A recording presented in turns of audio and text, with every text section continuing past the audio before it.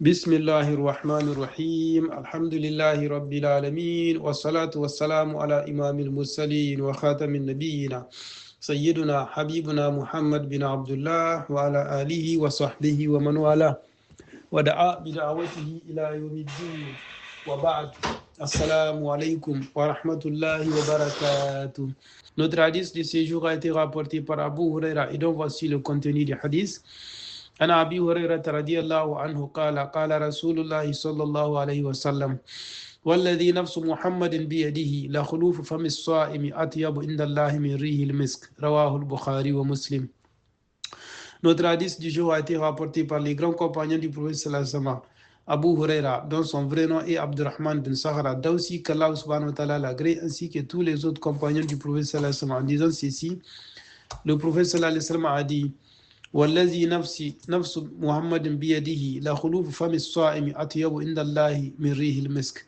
Par celui qui détient l'âme de Muhammad sallallahu alayhi wa sallam dans sa main, l'haleine du jeûneur est plus agréable auprès de Allah subhanahu wa ta'ala que l'odeur du misk. Telle est une brève traduction de ce hadith, qu'Allah subhanahu wa ta'ala nous fasse comprendre de plus. Contexte et explication du hadith. Ce hadith fait partie des traditions rapportées à propos des mérites du jeûne, notamment celui du Ramadan. Il souligne le caractère unique et sincère de l'adoration du jeûne, car elle est un acte caché que seul Allah subhanahu wa ta'ala connaît parfaitement. Explication. Ce hadith met en évidence plusieurs enseignements majeurs. 1. Le jeûne est une adoration exclusive à Allah subhanahu wa ta'ala. Contrairement aux autres œuvres visibles, le jeûne est un acte intérieur fondé sur la sincérité. C'est pourquoi Allah subhanahu wa ta'ala dit « Il est pour moi », ce qui montre son immense valeur. 2. Le jeûne est une protection.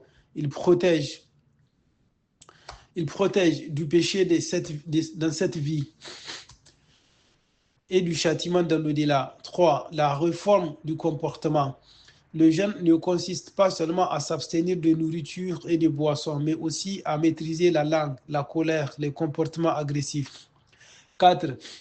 La valeur spirituelle dépasse l'apparence matérielle. L'odeur de la bouche du jeûneur, bien que désagréable pour les humains, est aimée d'Allah subhanahu wa ta'ala car elle résulte d'un acte d'obéissance.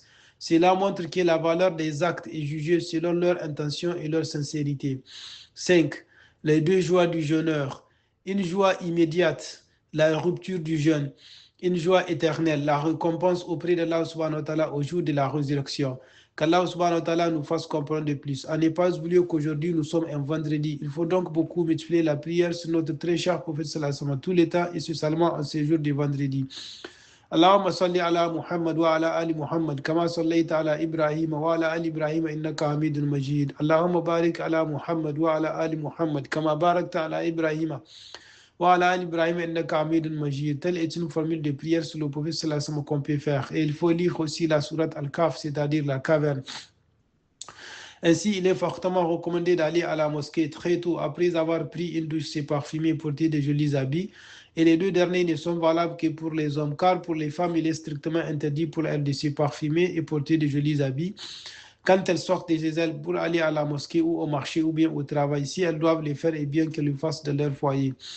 Ainsi, il est préférable d'aller à pied à la mosquée, car ceci vous donne plus de récompenses. Qu'Allah subhanahu wa ta'ala nous donne la possibilité de pratiquer tout ceci. Je prie notre Seigneur qu'il nous mette ainsi parmi ses meilleurs serviteurs qui écoutent les paroles et travaillent avec les meilleurs d'entre elles. Là où nous avons dit juste et correct, qu'il nous l'agrée, et là où nous avons fait erreur, qu'il nous les pardonne.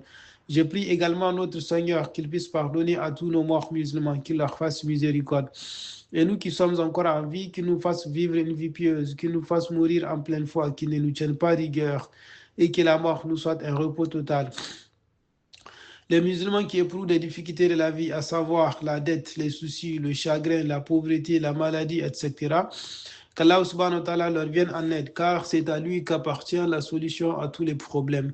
Je prie enfin notre Seigneur, le très haut, le très miséricordieux, de nous faire demeurer sur la sunna de notre très cher prophète sallallahu alayhi wa sallam, qui nous préserve de l'hérésie, c'est-à-dire la bid'a. Assalamu alaikum wa rahmatullahi wa barakatuh.